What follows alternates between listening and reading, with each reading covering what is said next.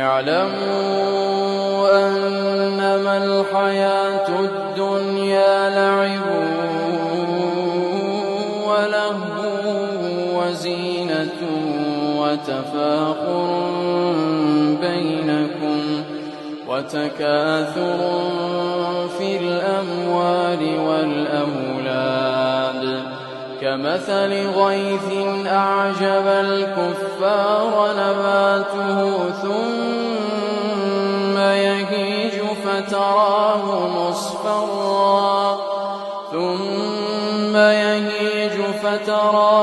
مصفرا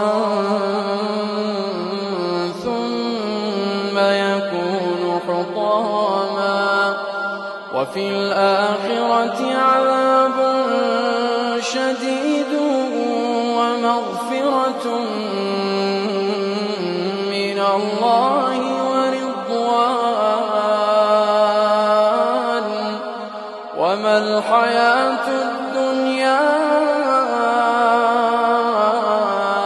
إلا متاع الغرور.